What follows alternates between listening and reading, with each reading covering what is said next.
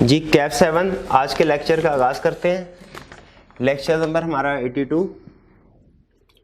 और हमारी revision class number 5 है, जिसमें हम चैप्टर नंबर 5 डिस्कस करने जा रहे हैं। 6 है, सॉरी, हाँ 2 हुई थी, बिल्कुल ठीक है, 6 है। और आज हम चैप्टर रिवाइज करने जा रहे हैं मॉर्टगेज एंड चार्जेस। ये चैप्टर बेसिकली 4 अहम कंसेप्ट्स को डिस्कस करता है। सबसे पहले हमें बताता है टाइप्स ऑफ लोन या फॉर्म्स ऑफ लोन। एक कंपनी ने अगर लोन लेना है तो वो कितने तरह के लोन ऑब्टेन कर सकती है। पहला टाइप्स ऑफ लोन।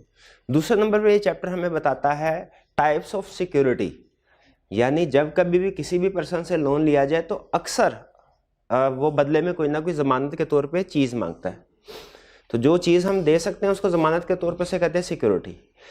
तो दूसरा कंसेप्ट जो ये चैप्टर डिस्कस करता है वह है टाइप्स ऑफ सिक्योरिटी, यानी जब कोई एक कंपनी लोन लेगी, चाहे वो किसी भी टाइप का लोन ले, जब वो लोन लेगी तो अगर उसे सिक्योरिटी के तौर पे कोई चीज़ रखवानी पड़ती है तो टाइप्स ऑफ सिक्योरिटीज़ कितनी है। तो दूसरी चीज़ जो ये चैप्टर डिस्कस करता है टाइप्स ऑफ सिक्योरिटी हो गई। फिर इसके बाद लोन लिया, हम इंडिविजुअल्स अगर किसी से लोन लेते हैं, चाहे सिक्योरिटी रिखवाएं या ना रिखवाएं, अगर दोस्त से लोन लिया तो सिक्योरिटी नॉर्मली नहीं रिखवाते, लेकिन अगर बैंक से लोन लिया तो कोई ना कोई सिक्योरिटी रिखवानी पड़ती है।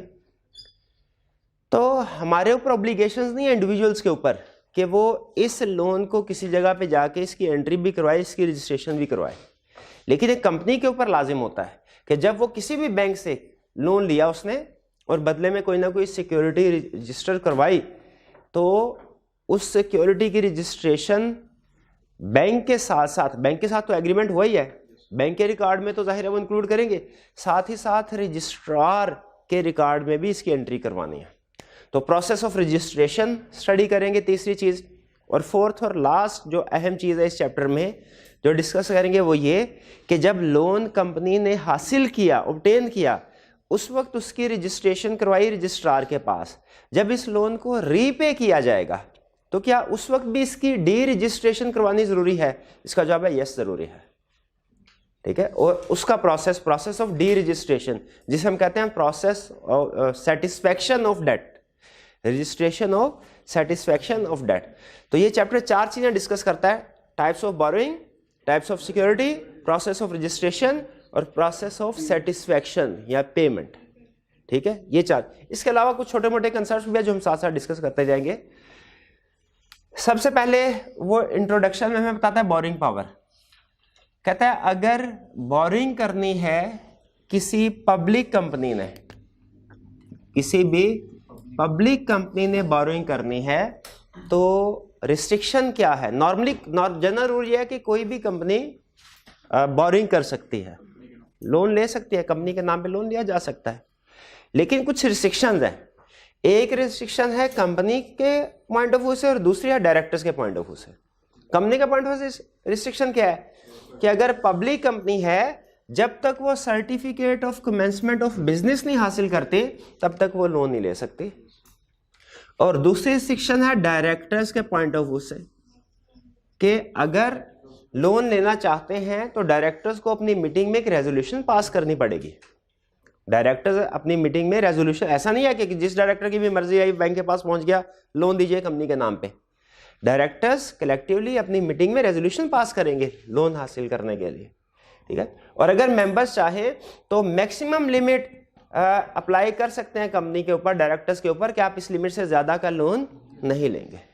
ठीक है। अगर आर्टिकल्स में उस लिमिट को मेंशन कर दिया जाए तो फिर डायरेक्टर्स की पावर रिस्ट्रिक्ट हो जाती है, उस लिमिट से ज्यादा लोन नहीं ले सकते। तो ये बोरिंग पावर्स के बारे में। फिर फॉर्म्स ऑफ बोरिंग, बोरिंग कितने सोर्सेज से हासिल की जा सकती है, टाइप्स ऑफ बोरिंग कह लें या फॉर्म्स ऑफ बोरिंग कह लें या सोर्सेज ऑफ बोरिंग कह लें। एक है डिबेंचर्स को इश्यू करके। डिबेंचर्स किसको इश्यू किए जाते हैं नॉर्मली? बड़ा पब्लिक को, जनरल पब्लिक को। एक तरीका ये है। दूसरा तरीका है फाइनेंशियल इंस्टीट्यूशन, यानी बैंक वगैरह से लोन ले लिया जाए, और कमर्शियल बैंक से, शाबाश। और तीसरा तरीका है अदर सोर्सेज से। अदर सोर्सेज से क्या मुराद है? जैसे कि डायरेक्टर्स या मेजॉरिटी शेयर होल्डर्स। ठीक है। ये जो लोन, ये डिफरेंट सोर्सेज है। कंपनी के पॉइंट ऑफ व्यू से सबसे आसान और जो उनके लिए सबसे बेनिफिशियल सोर्स ऑफ बारिंग होता है जो सबसे कम, जिसे कहना चाहिए एक्सपेंसिव है, वो डिबेंचर्स को इशू करना। ठीक है, फिर फाइनेंशियल इंस्टीट्यूशंस, इनकी अपनी रिक्वायरमेंट्स वगैरह होती हैं, और डायरेक्टर्स वगैरह या मेजोरिटी शेयर होल्डर्स, सब इनकी कोशिश होती है कि पहले दूसरे ऑप्शंस को वैल्यूएट कर लें, बाद में अपनी जेब से पैसे निकालें। तो ये सोर्स। अच्छा, अहम चीज, ये लोन सिक्योर्ड भी हो सकते हैं, अनसिक्योर्ड भी हो सकते हैं। ठीक है, सिक्योर्ड लोन का मतलब क्या है कि आपने लोन लिया और बदले में कोई ना कोई चीज जमानत के तौर पे रखवा दी, और अनसिक्योर्ड का मतलब क्या है कि बदले में कोई सिक्योरिटी नहीं रही। आपने शायद अकाउंटिंग में भी ये कंसेप्ट पढ़ा हो कि अगर सिक्योर्ड डेट है तो उसके ऊपर प्रोविजन फॉर बैड डेट कम होती है, और अगर अनसिक्योर्ड डेट है तो उसके बैड डेट होने का रिस्क ज्यादा होता है। ठीक है, तो ये सिक्योर्ड भी हो सकते हैं, अनसिक्योर्ड भी, लेकिन ज्यादातर क्या होते होंगे भला? सिक्योर्ड। क्योंकि जिस बंदे ने भी लोन देना है वो उसके जहन में होता है कि आप डिफॉल्ट कर सकते हैं, और अपने आप को सेफ एंड पे रखने के लिए सिक्योरिटी आपसे मांगेगा।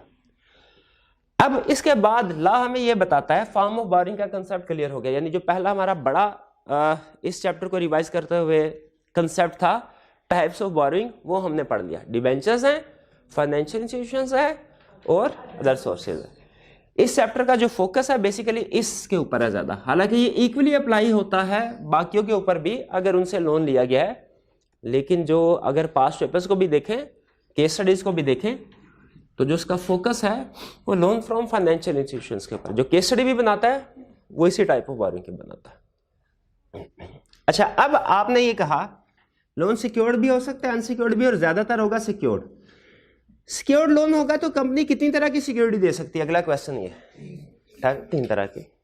शब्द कौन कौन सा? प्लेज,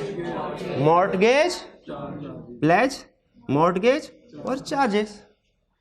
अब इनमें फर्क क्या है?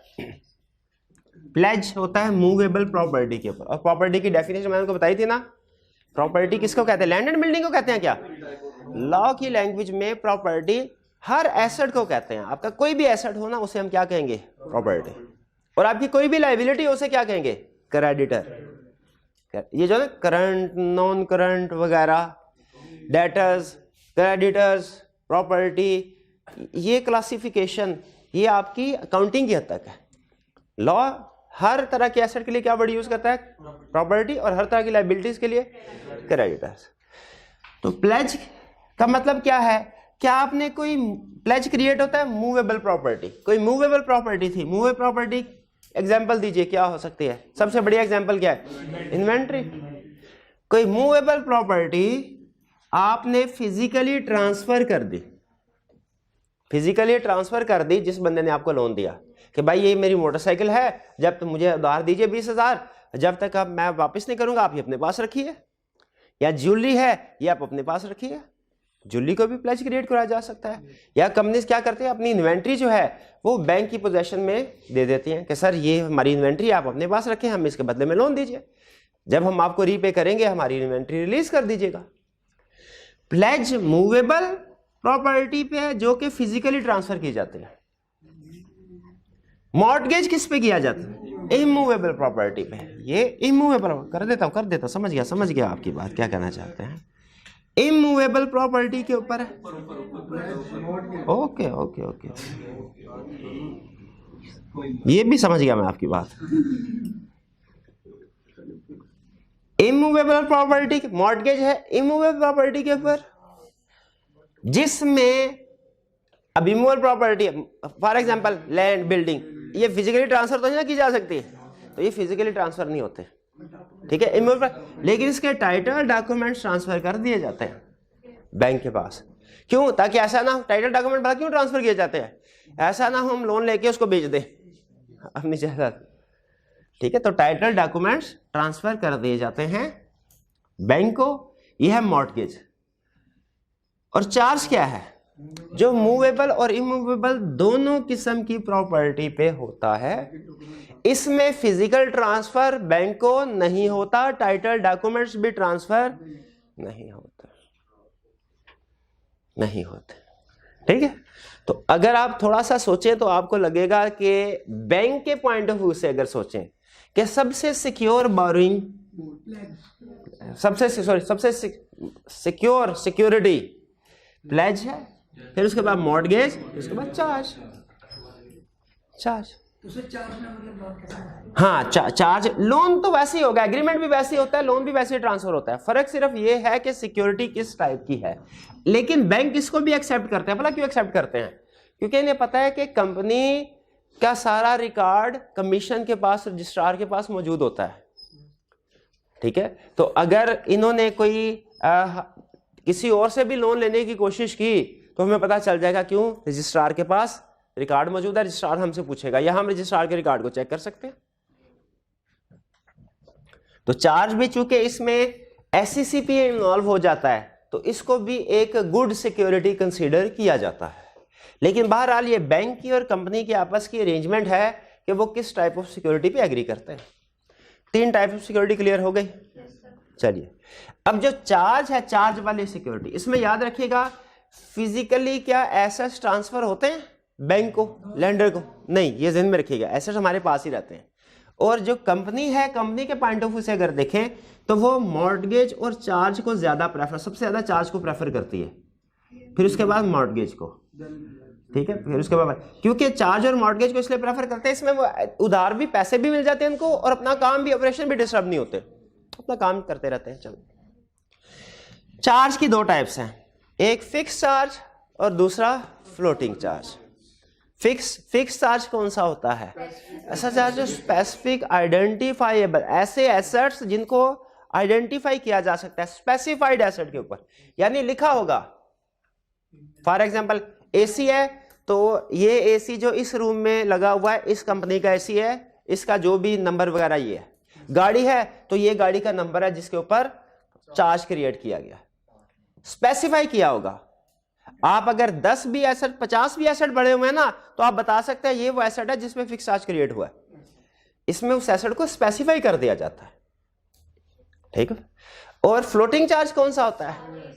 तो सारी क्लास ऑफ एसेट्स के ऊपर क्रिएट किया जाता है। इसमें एसेट की कैटेगरी तो स्पेसिफाई की जाती है कि all debtors, all fix assets, लेकिन उनके स्पेसिफिकेशन, पर्टिकुलर्स को चार्ज में मेंशन नहीं किया जाता। ठीक है, जैसे फर्ज कीजिए कॉलेज ने बैंक से लोन लिया, अब आपने और चार्ज क्रिएट करवाया किस पे? इंटायर स्टूडेंट्स पे। इंटायर स्टूडेंट्स पे क्यों? रिसीवेबल, टीचर पे नहीं। स्टूडेंट से पैसे, कॉलेज ने स्टूडेंट से पैसे लेने ना, तो चार्ज स्टूडेंट्स पे क्रिएट कराया कि बैंक को ये कहा हमने स्टूडेंट से फीस लेनी होती है, अगर हम आपका लोन वापस ना करें तो आप डायरेक्ट हमारे स्टूडेंट से फीस ले लीजिएगा। ठीक है, इसमें ना तो फिजिकल पोजेशन दी बैंक को, ना कोई टाइटल डॉक्यूमेंट्स दिए, चार्ज फिर भी क्रिएट हो गया, बिल्कुल हो गया। ये है चार्ज। अब अगर फर्ज कीजिए उसमें ये लिखा जाता है कि जी ये स्टूडेंट है जिसका रोल नंबर 1, 5 और 7 है, इससे फीस रिकवर करवा सकते हैं, ये फिक्स फ्लोटिंग चार्ज है। और अगर कहा जाए इंटायर क्लास से चार्ज रिकवर करवा सकते हैं, फ्लोटिंग चार्ज है। इसका मतलब ये हुआ कि इंटायर क्लास में अगर कोई स्टूडेंट छोड़ के जाता है कॉलेज तो ऑटोमेटिकली चार्ज से निकल गया, और अगर कोई नया स्टूडेंट आता है वो भी चार्ज में। लेकिन अगर मैंने 1, 5, 7 को स्पेसिफाई कर दिया, अब अगर कोई आता है नया स्टूडेंट, उस पर चार्ज क्रिएट नहीं होगा, उसका कोई लेना देना नहीं है, उसका लेना देना नहीं है। हाँ, अगर इनमें से कोई एक चला, शाबाश, ये सवाल किया ना आपने, बैंक की इजाजत के बगैर नहीं जा सकता।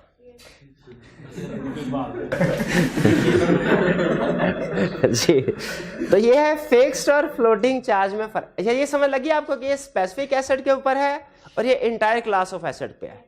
दूसरा डिफरेंस ये है कि फिक्स चार्ज में बैंक की इजाजत के बगैर, जिस एसेट के ऊपर चार्ज क्रिएट करवाया ना, बैंक की इजाजत के बगैर उसको आप डिस्पोज नहीं कर सकते, सेल नहीं कर सकती कंपनी, बैंक की इजाजत की जरूरत होगी।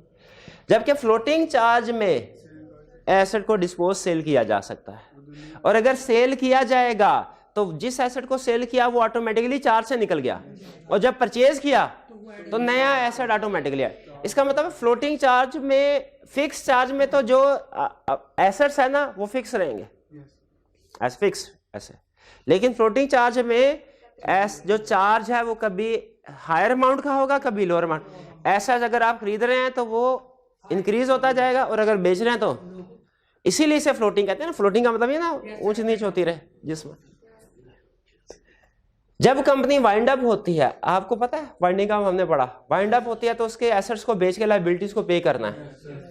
और मैंने आपको एक कंसेप्ट बताया था, हमारे सिलेबस में नहीं है लेकिन बताया था, जब लायबिलिटीज को पे करते हैं तो उनकी एक तरतीब लगती है कि पहले कौन सी लायबिलिटी पे करनी है, बाद में कौन सी लायबिलिटी पे करनी है। ठीक है, पहले डिबेंचर होल्डर्स को पेमेंट होगी कि शेयर होल्डर्स को, फिर शेयर होल्डर को, पहले क्रेडिटर्स को पेमेंट होगी फिर शेयर। अच्छा, क्रेडिटर्स में भी तरतीब लगती है। अब बताइए, अगर कुछ क्रेडिटर ऐसे हैं जिनको पैसे देने हैं और उनका चार्ज था फिक्स्ड, कुछ ऐसे हैं जिनका चार्ज था फ्लोटिंग, तो पहले किनकी बारी? पहले फिक्स्ड वालों को, उनके बाद जब बचेंगे पैसे तो फिर फ्लोटिंग चार्ज वालों की बारी। यानी वाइंडिंग अप में फिक्स चार्ज का प्रायोरिटी राइट है और फ्लोटिंग चार्ज का सबऑर्डिनेट राइट है। भाई ये कंसेप्ट समझ आए? तो यहां पे हमने दो मकसद अपने हासिल कर लिए इस चैप्टर में जो हमने डिस्कस करने थे, एक टाइप्स ऑफ बोरोइंग और दूसरा टाइप्स ऑफ सिक्योरिटी। अब क्या स्टडी करना है? Types of registration. किस चीज की रजिस्ट्रेशन? इन चार्जेस की, कोई भी प्लेज हो, मॉर्गेज हो, चार्जेस हो, सबकी रजिस्ट्रेशन कहां करवानी है? रजिस्ट्रार के पास। किसने करवानी है? कंपनी ने करवानी है, कंपनी ने करवानी है। ठीक है, लेकिन क्या जिससे लोन लिया है बैंक से यानी लेंडर से वो भी करवा सकता है? हाँ, एक ऑप्शन थी, स्टडी करते हैं। Registration of charges etcetera. Charges के साथ एटसेट्रा का लफ्ज क्यों लिखा मैंने? ताकि मॉर्गेज और प्लेज भी बार बार मुझे बड़ा लफ्ज ना बोलना पड़े। कौन कौन से मॉर्गेज और चार्जेस है जो रिक्वायर्ड है, रजिस्टर करवाना रिक्वायर्ड? इसका आपको एक 2 हरफी बात बताई थी, एक एग्जाम पॉइंट ऑफ व्यू से कंसेप्ट सिखाया था। 2 हरफी बात क्या थी? कि हर तरह का प्लेज मॉर्गेज चार्ज रजिस्टर करवाना। ठीक है, और एग्जाम पॉइंट ऑफ व्यू से लिस्ट थी। मूवेबल प्रॉपर्टी पे करवाएंगे, इमूवेबल पे भी करवाएंगे, बाकी क्या रह गया वाला? इंटेंजिबल, उस पे भी करवाएंगे। फिर बुक डेट्स, डेटर्स पे भी करवाएंगे, स्टॉक इन ट्रेड पे भी, शिप क्राफ्ट, पता नहीं क्या कौन कौन से जहाज हैं जिनके, कोई सा भी जहाज हो चार्ज क्रिएट करवा सकते हैं। फिर डिबेंचर या रिडीमेबल कैपिटल अगर आपने इशू करना है और उसके अगेंस्ट को सिक्योरिटी है, उसको भी रजिस्टर करवाएंगे। और conditional sale agreement, conditional sale agreement पता है? Lease agreement, sale and purchase, hire purchase वगैरह वगैरह। ये लिस्ट याद कर लें, याद बल्कि की होगी आपने, याद है ना? हाँ जी। तो ये एग्जाम में पूछ लेता होता है कई दफा, ये एग्जाम पॉइंट ऑफ व्यू से रिप्रोडक्शन के क्वेश्चन में अहम है। गुडविल इनटेंजिबल में लिखा हुआ था मैंने, हाँ इनटेंजिबल में आगे ब्रैकेट में ये ले गुडविल। और बताएं प्रोसीजर फॉर रजिस्ट्रेशन क्या है? ये तो हमें पता चल गया कि कौन कौन सी रजिस्ट्रेशन करवानी है। प्रोसीजर क्या है?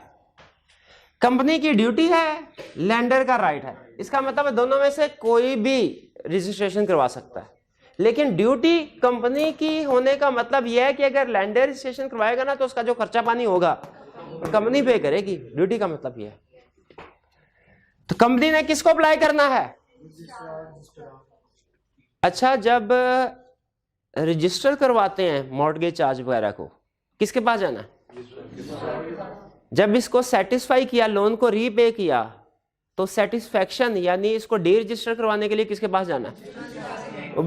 लेकिन एक जगह पे कमीशन के पास भी तो जाते थे। मॉडिफिकेशन के लिए है, खागे मार। मॉडिफिकेशन का कंसेप्ट और है, रेक्टिफिकेशन का कुछ और है। जैसे कि एक है दोनों, मॉडिफिकेशन का और रेक्टिफिकेशन ऑफ चार्ज। मॉडिफिकेशन का मतलब क्या है कि पहले एग्रीमेंट किया तो फिक्स चार्ज था, बाद में आप कह रहे हैं फ्लोटिंग कर दें। रेक्टिफिकेशन का मतलब ये है कि उसमें कोई गलती हो गई, या ला ने जो टाइम दिया हुआ था ना वो टाइम गुजर गया और आप उसको चार्ज रजिस्टर नहीं करवा सके। जब सिचुएशन ज्यादा सीवियर हो जाए ना, कोई गलती हो जाए, एरर या ओमिशन हो जाए, एरर या एरर का मतलब क्या है? चार्ज क्रिएट करवाया था उसमें कोई गलती हो गई, ठीक है, लाख का 10 लाख हो गया। और ये तो ओमिशन का मतलब क्या है कि 30 दिन के अंदर अंदर रजिस्टर करवाना था, करवाया ही नहीं। अब रजिस्ट्रार क्या कहेगा, मेरे पास ना वो पहले कमीशन से इजाजत लेके आओ, या तो एक्सटेंशन लेके आओ कमीशन से, या जो करेक्शन है उसका ऑर्डर कमीशन से लेके आओ। बाज़ औक़ात ऐसा होता है ना, हमसे गलती हो जाए अगर चार्ज के डॉक्यूमेंट्स बनाने में, तो फिर उसके बाद में अगर करेक्शन करवानी है वो जाना पड़ेगा। तो ड्यूटी कंपनी की ड्यूटी है, कंपनी ने अप्लाई करना है किसको, रजिस्ट्रार को। कब, 30 डेज ऑफ क्रिएशन। और कुछ डॉक्यूमेंट सबमिट करवाने हैं, लोन एग्रीमेंट और जो भी डॉक्यूमेंट्स हो उसका फॉर्म वगैरह होता है। लोन एग्रीमेंट्स को हम इंस्ट्रूमेंट भी कहते हैं ना, इंस्ट्रूमेंट क्रिएटिंग चार्ज। तो रजिस्ट्रार क्या करेगा फिर, सर्टिफिकेट के हाँ जी, certificate of registration of mortgage के हाँ जी ये रजिस्ट्रेशन हो गई है। लैंडर का राइट है, लैंडर भी चाहे अगर तो वो भी अप्लाई कर सकता है रजिस्ट्रार को, लेकिन फिर इसके खर्चा किसको, कंपनी को। ये जब लोन होता है ना तो लैंडर और कंपनी आपस में एग्री कर लेते हैं, यार रजिस्ट्रार के पास रजिस्ट्रेशन किसने करवानी है, हमने करवानी है, आपने करवानी है, ठीक है। तो दोनों आपस में उसको तय कर लेते हैं और डॉक्यूमेंट जमा करवा। जैसे प्रॉपर्टी की सेल परचेज का एग्रीमेंट होता है, एग्रीमेंट के ऊपर दोनों पार्टीज के साइन होंगे, लेकिन गवर्नमेंट के रिकॉर्ड में जाके ट्रांसफर किसने करवाना है वो आपस में तय कर लेते हैं, बायर ने करवाना, सेलर ने करवाना। और वैसे भी वो खुद नहीं करवाते, नॉर्मली डीलर वगैरह मौजूद होते हैं, सारा काम वो करवा लेते हैं। तो दोनों करवा सकते हैं, कंपनी भी लैंडर भी। रजिस्ट्रेशन हो गई। अगर रजिस्ट्रेशन नहीं करवाते तो क्या होगा, चार्ज इज वाइड, यानी लोन तो रहेगा, चार्ज इज वाइड और कंपनी स्टिल लायबल टू पे डेट। इसका मतलब क्या है, लोन तो रहेगा लेकिन सिक्योरिटी नहीं रहेगी। लोन तो रहेगा, सिक्योरिटी नहीं, यानी वो लोन क्या हो जाएगा, अनसिक्योर्ड। बैंक ने लोन दिया कंपनी को, कंपनी ने रजिस्टर नहीं करवाया, बैंक भी सोया रहा, 30 दिन गुजर गए। अब क्या सिचुएशन है, लोन तो ये है क्योंकि लोन का एग्रीमेंट हुआ है, लोन तो है लेकिन सिक्योरिटी वैलिड नहीं है। वो रजिस्टर करवानी थी कमीशन के पास, रजिस्ट्रार के पास। अब कमीशन के पास जाना पड़ेगा, टाइम गुजर। लेकिन वो कमीशन वाली बात आगे चल के पढ़ते हैं, ये क्लियर हो गया यहाँ पे। तो यहाँ पे हमने तीसरी अहम चीज भी आज स्टडी कर ली अभी के रजिस्ट्रेशन ऑफ चार्ज। हाँ, इसमें कुछ छोटे मोटे कंसेप्ट्स हैं। प्रॉपर्टी सिचुएटेड आउटसाइड पाकिस्तान, अगर प्रॉपर्टी पाकिस्तान से बाहर सिचुएटेड है, दुबई में, दुबई की प्रॉपर्टी में मॉर्टगेज क्रिएट हो सकता है। कंपनी पाकिस्तान की है, प्रॉपर्टी दुबई की है, ठीक है। अच्छा, इसमें दो सिचुएशन है, एक चार्ज इन पाकिस्तान और प्रॉपर्टी आउटसाइड पाकिस्तान, और दूसरा चार्ज भी outside Pakistan property. Company Pakistan की है, कंपनी पाकिस्तान की है, प्रॉपर्टी दुबई में है, पाकिस्तान के बैंक से लोन लिया और उससे कहा कौन सी प्रॉपर्टी, उसने कहा दुबई वाली। कहेगा ठीक है, एक्सेप्ट कर लेते हैं दुबई वाली प्रॉपर्टी पे, लेकिन अब आपको चार्ज यहां पे रजिस्टर करवाना है तो उस दुबई के कानून के मुताबिक वहां पे भी चार्ज रजिस्टर करवाना पड़ेगा, दोनों जगह पे, ठीक है। और अगर चार्ज आउटसाइड पाकिस्तान है और वहां के बैंक से लोन लिया, पाकिस्तान के बैंक से लोन नहीं लिया, वहां पे तो करवाएंगे, पाकिस्तान में भी करवाएंगे, और पाकिस्तान में करवाने के लिए टाइम पीरियड वही 30 डेज है। याद रखिए, अगर कंपनी पाकिस्तानी है ना तो लोन चाहे पाकिस्तानी बैंक से लें चाहे फॉरेन बैंक से लें, प्रॉपर्टी चाहे पाकिस्तान की हो चाहे फॉरेन की हो, यहां पे एंट्री करवानी है। लेकिन यहां पे अब जो 30 डेज का पीरियड होगा, कब से काउंट होगा, जब डॉक्यूमेंट्स नॉर्मली पाकिस्तान में आ जाती हैं, स्टैंडर्ड डेज। ये क्लियर हो गया। अच्छा, इसके बाद छोटे मोटे और भी ये माइंड में आप देख के बताइएगा, और भी कंसेप्ट था। एक कंसेप्ट था previous rights not to be affected. Previous rights not, इसका मतलब क्या है, एक ही प्रॉपर्टी के ऊपर अगर मल्टीपल लोन्स हासिल किए गए हैं, क्या ऐसा पॉसिबल है, बिल्कुल है। तो जो बाद में जिसने लोन लिया है उसे पहले पैसे मिलेंगे कि पहले वाले, पहले वाले को। Previous rights not to be affected का मतलब ये है कि एक प्रॉपर्टी के ऊपर अगर बैंक ए ने पहले लोन दिया, फिर बैंक बी ने दिया, तो बैंक बी का भी चार्ज क्रिएट हो सकता है सेम प्रॉपर्टी के ऊपर, लेकिन बैंक ए का राइट्स इफेक्ट नहीं होगा। यानी पहले बैंक ए को पेमेंट होगी, उसके बाद पैसे बचेंगे तो बैंक बी को पेमेंट होगी। और अगर उसका राइट इफेक्ट, अब ये प्रैक्टिकली बात बता रहा हूं, अगर उसका राइट इफेक्ट करना है ना तो फिर बैंक ए से एनओसी लेना पड़ता है। बैंक बी कहता है सर मैं चाहता हूं मेरी बारी पहले आ जाए, आपकी बारी बाद में आ जाए, या हम दोनों की बारी इकट्ठे आ जाए, तो वो फिर क्या करना पड़ता है, एनओसी बैंक ए से लेना चाहिए ना। और बैंक ए बड़ी आसानी से एनओसी दे देता होगा ना, वो फिर बैंक देख लेता अपने आप को सिक्योर करके, तो फिर इजाजत है। ये कंसेप्ट क्लियर हो गया, previous rights not to be affected. अगला कंसेप्ट कौन सा था, कंस्ट्रक्टिव नोटिस। अगर आप किसी कंपनी से, अच्छा नॉर्मल लॉ क्या कहता है, अगर मैंने भाईजान, हम दोनों इंडिविजुअल हैं, मैंने भाईजान को प्रॉपर्टी बेची, इस प्रॉपर्टी पे बैंक से लोन लिया था मॉर्टगेज, तो ये मेरी जिम्मेदारी है कि मैं प्रॉपर्टी बेचते हुए इनको बताऊं कि ये प्रॉपर्टी, और अगर मैंने एग्रीमेंट में लिख दिया ना कि ये प्रॉपर्टी फ्री ऑफ मॉर्टगेज है और बाद में पता चला मॉर्टगेज है, तो मुझे पकड़ेंगे कि भाई आपने झूठ बोला, धोखा दिया, मेरे पे धोखे का केस चलेगा। ठीक है, यानी इंडिविजुअल के केस में सेलर की जिम्मेदारी है बताना कि मॉर्टगेज अंडर मॉर्टगेज है कि नहीं। कंपनी के केस में सिचुएशन थोड़ी सी उलट है। कंपनी के केस में चूंकि रिकॉर्ड सारा होता है रजिस्ट्रार के पास, और आप उस रिकॉर्ड को इंस्पेक्ट कर सकते हैं, कोई भी पर्सन, आपने वो देखा, कोई भी पर्सन इंस्पेक्ट कर सकता है। तो अगर आप कंपनी से कोई प्रॉपर्टी खरीदते हैं तो एज्यूम किया जाएगा अगर वो अंडर मॉर्टगेज है तो आपको उसका नोटिस था, आपके इल्म में ये बात थी। अगर कंपनी ने धोखे से आपको ऐसी प्रॉपर्टी बेच दी जो अंडर मॉर्टगेज थी, तो बाद में पता चला अंडर मॉर्टगेज थी, लॉ क्या समझेगा, कंपनी ने आपको धोखा दिया कि आपने खुद अपने साथ धोखा किया, क्योंकि आप बड़ी आसानी के साथ कंपनी मॉर्टगेज है कि नहीं रजिस्ट्रार के रिकॉर्ड में इंस्पेक्ट कर सकते थे। तो अगर कोई भी इंडिविजुअल कंपनी से प्रॉपर्टी खरीदता है तो अज्यूम किया जाएगा उसे मॉर्टगेज का नोटिस था।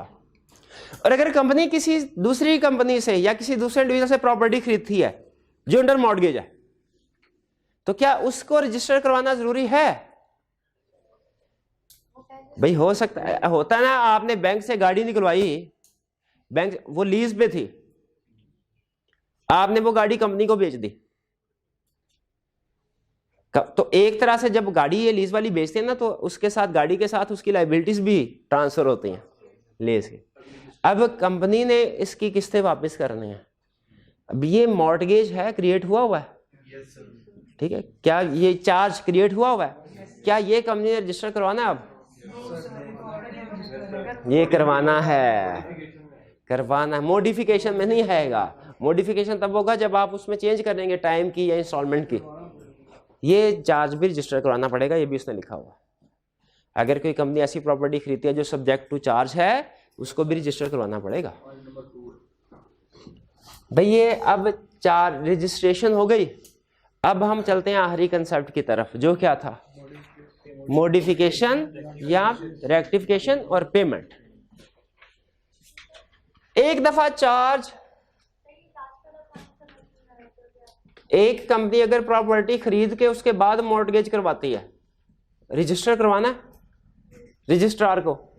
और अगर ऐसी प्रॉपर्टी खरीदी जो पहले से अंडर मॉर्टगेज है, तो जब आप पहले से अंडर मॉर्टगेज प्रॉपर्टी खरीदते हैं ना, तो फिर वो आपकी लायबिलिटी बन जाती है एक तरह से, तो हमने उसको भी रजिस्टर करवाना। प्रोसीजर फॉर मॉडिफिकेशन, मॉडिफिकेशन का मतलब क्या है, चार्ज पहले 10 मिलियन का था, अब आपने बढ़ा के 20 मिलियन का करवाना है। पहले फिक्स था, अब फ्लोटिंग करवाना है। पहले सिर्फ डेटर्स के ऊपर था, अब आपने इन्वेंट्री पे भी करवाना है।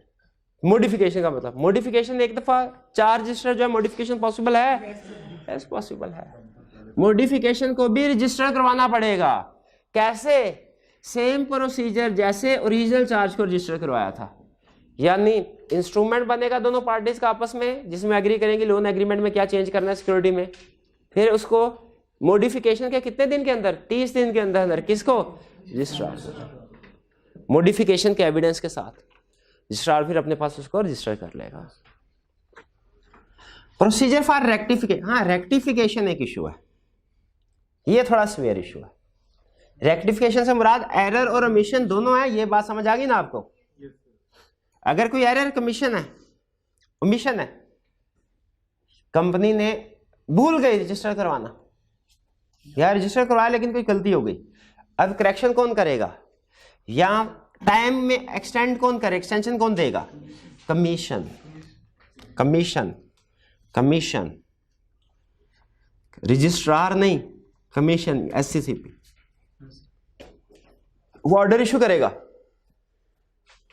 ठीक है जी, हाँ हाँ बिल्कुल, वो देख सेटिस्फाई होगा ना पहले, मॉडिफाई इसके डॉक्यूमेंट्स वगैरह सबमिट करवाएंगे इसको एविडेंस, अगर वो सेटिस्फाई हो जाए कि वाकई एरर या ओमिशन है, ये अनइंटेंशनल है, इंटेंशनल नहीं है, अनइंटेंशनल, 3 कंडीशन थी, एरर या ओमिशन अनइंटेंशनल है, दूसरा क्रेडिटर या मेंबर को इफेक्ट नहीं कर रहा, उनके साथ कोई धोखाधड़ी नहीं की जा रही, और जस्ट एंड इक्विटेबल है, तो वो ऑर्डर कमीशन ऑर्डर कर देगा कि जाओ भाई, अगर तो एरर या ओमिशन, वो एरर था वो कहेगा करेक्ट करवा लो, अगर कंपनी भूल गई थी रजिस्टर करवाना 30 दिन के अंदर, वो कहेगा लो टाइम एक्सटेंड किया, और इस ऑर्डर की कॉपी किसको भेजी जाएगी, हाँ आपको याद है ऑर्डर, कमीशन के ऑर्डर की कॉपी रजिस्ट्रार को भेजी जाती है विद इन 7 डेज, लेकिन इसमें भी प्रीवियस राइट्स इफेक्ट नहीं होंगे,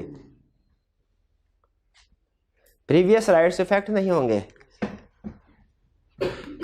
बैंक ए ने लोन लिया 1 तारीख को, रजिस्टर नहीं करवाया, बैंक ए ने 1 तारीख का लोन दिया, बी ने 15 तारीख को लोन दिया, 15 तारीख को, बैंक ए ने, ये 1 जनवरी है, ये 15 जनवरी है, 1 मार्च को जाके उसे याद आया 2 महीने गुजर गए, रजिस्टर नहीं करवाया, कमीशन से एक्सटेंशन वगैरह लेके 1 मार्च को रजिस्टर करवा लिया, ठीक है। अब मुझे बताइए डिफॉल्ट पे बैंक ए को पहले पेमेंट होगी कि बी को,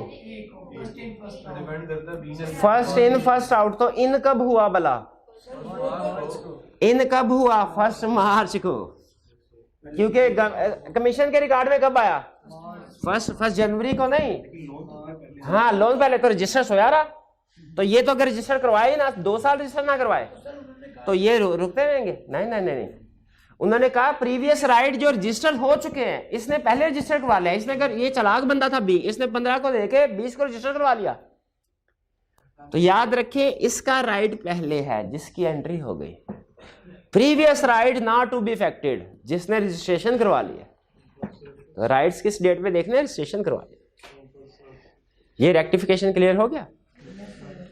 फिर रजिस्ट्रेशन और पेमेंट, अगर पेमेंट कर दी,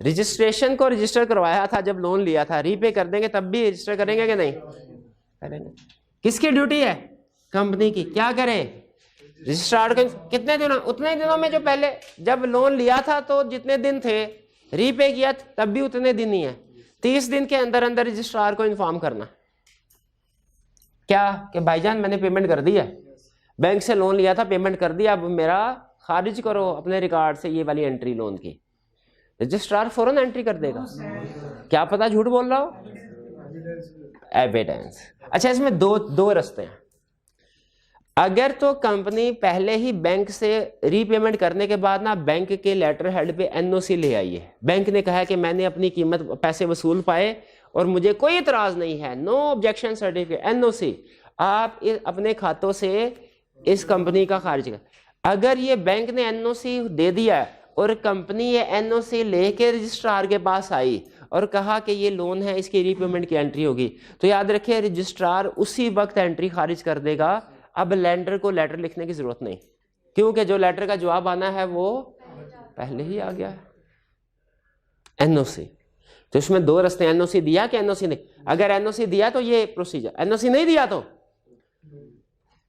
फिर क्या होगा, रजिस्ट्रार लेंडर को नोटिफाई करेगा और उसे कहेगा भाई 14 दिन के अंदर अंदर कोई इतराज है तो हमें दफ्तर, हाँ शोकास, हमें बताइए, इतराज बताइए क्या इतराज है, अगर तो ये अगर एनओसी दिया तो नोटिस की जरूरत नहीं, अगर इतराज आ गया, कोई ऑब्जेक्शन फाइल हो गया, अगर कोई ऑब्जेक्शन फाइल हो गया तो क्या करना है, कंपनी को बता देना भाई ये आपका बैंकर राजी नहीं हुआ, अभी इसको जाके राजी करो, इसने इतराज उठा दिया, और अगर बैंक ने ऑब्जेक्शन फाइल नहीं किया तो रजिस्ट्रार अपने पास डॉक्यूमेंट्स का साइलेंट रहे तो यही है ना, objection not filed. Bank silent है तो इसका मतलब बैंक को कोई इतराज नहीं है। क्या रजिस्ट्रार कंपनी की तरफ से इंटीमेशन के बगैर रजिस्ट्रेशन कर सकता है? यस, अगर उसको एविडेंस मिल जाए, सफिशिएंट एविडेंस कि लोन रीपे हो गया हुआ है या कंपनी ने प्रॉपर्टी बेच दी हुई है आगे किसी और को, अब वो कंपनी की प्रॉपर्टी, तो रजिस्ट्रार खुद से ही, यानी बगैर कंपनी के आए हुए, बगैर कंपनी के अप्लाई किए, सेटिस्फैक्शन चार्ज की रजिस्टर कर देगा। भाई कुछ समझ आए? एग्जाम पॉइंट ऑफ व्यू से इसमें याद रखें प्रोसीजर्स अहम है, प्रोसीजर क्रिएशन का, प्रोसीजर सेटिस्फैक्शन का, ठीक है। ये procedure exam point of view से इंपॉर्टेंट है। और रेक्टिफिकेशन भी याद कर लीजिए, प्रोसीजर फॉर, ये नया कंसेप्ट है कंपैरेटिवली और इम्पोर्टेंट है। क्लियर हो गया? तो ये था हमारा चैप्टर 5, उसकी रिवीजन। मेन कंसेप्ट 4 हैं, कौन कौन से? Types of borrowing, types of security, process of registration, process of D registration, या सेटिस्फैक्शन ऑफ डेट। हाँ, पार्शियल पेमेंट, बिल्कुल एक और कंसेप्ट भी है। अगर पूरे का पूरा लोन रीपे कर दिया जाए तो उसकी रजिस्ट्रेशन करवानी होगी, और अगर पार्शियल लोन रीपे किया, क्योंकि लोन जब बैंक से लेने जाते हैं ना, तो आप देखिए प्रैक्टिकली दो तरह के लोन, एक वो होता है कि लोन लो सारे का सारा 2 साल बाद वापस करना है, एक ये भी अरेंजमेंट है। एक अरेंजमेंट ये भी होती है कि 4 किस्तें करवा ले भाई, हर 6 महीने बाद एक किस्त वापस करने हैं। तो अगर इंस्टॉलमेंट्स में पे कर रहे हैं, पार्शियल पेमेंट कर रहे हैं आप, रीपेमेंट, तो याद रखें हर रीपेमेंट के ऊपर आपको ये प्रोसीजर फॉलो करना है। प्रोसीजर सारा सेम ही होगा, लेकिन अब क्या करना है, हर रीपेमेंट के ऊपर उसकी रजिस्ट्रेशन करवाने हैं। अगर एग्रीमेंट में तय पाया कि लोन की रीपेमेंट इंस्टॉलमेंट में होगी, तो देखिए आप भी अपने आप को सिक्योर रखें ना, जैसे जैसे रीपे कर रहे हैं वैसे वैसे उसको डी करवा दें, ताकि आपकी सिक्योरिटी उतनी रिलीज होती जाए।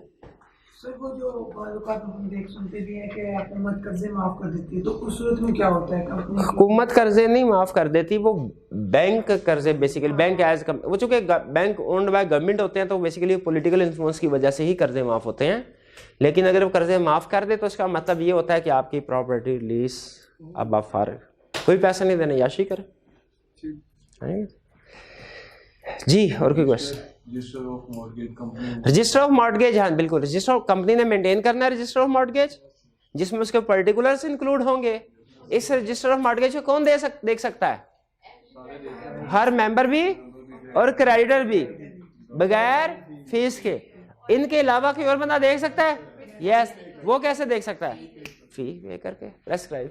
सर अगर प्लेज या मॉर्गेज करवाया होता है तो फिर जब उसको सेटिस्फेक्शन उसकी करनी है, यानी पे करना है, तो फिर कैश में करेंगे, या जिसका चार्ज क्रिएट करवाया हुआ वो भी कर सकते हैं उसकी रिपेमेंट कैश के बदले, मतलब जितनी अमाउंट देनी है। नहीं, मुझे क्वेश्चन समझ नहीं आया। हमने लोन लिया जी, और उसके बाद उसको रीपे करना है, तो मॉर्गेज या प्लेज क्रिएट करवाया, जितना लोन लिया था उसके बदले कैश देंगे, या फिर जितना लोन लिया था उसके बदले में था कैश, कैश से मुराद उसके बैंक अकाउंट में पेमेंट चली जाएगी। और अगर बैंकिंग चैनल के थ्रू पेमेंट को भी हम लीगली कैश ट्रांजैक्शन नहीं समझते हैं, डायरेक्टर वाले टॉपिक में पढ़ा था हमने। तो मॉर्गेज क्रिएट करवाया वो नहीं कर सकते? नहीं, यानी जो जिस प्रॉपर्टी पे मॉर्गेज क्रिएट करवाया, हम कहें ये प्रॉपर्टी तुम ले लो, वो तो बैंक बेच देगा ना। वो तो अगर हम ड्यू डेट पे लोन वापस नहीं ना करेंगे तो बैंक क्या करेगा? बैंक फिर उसको प्रॉपर्टी जो हमारी सिक्योरिटी के तौर पर रखवाई है उसको बेच देगा, वो खुद ही बेच देगा। वो हमें कहने की जरूरत नहीं, आप ड्यू डेट पे लोन ना दें, वो आपको 2-3 नोटिस भेजेगा, उसका जवाब भी ना दे, बैंक प्रॉपर्टी बेच देगा, और बाकी जो कमी बेशी होगी वो आपको दे देगा। कमी हुई तो आपसे मजीद पैसे मांगेगा, बेशी हुई तो आपको वापस कर देगा पैसे। ठीक है जी, चलिए आज का लेक्चर यहाँ पे खत्म करते हैं। अल्लाह हाफिज।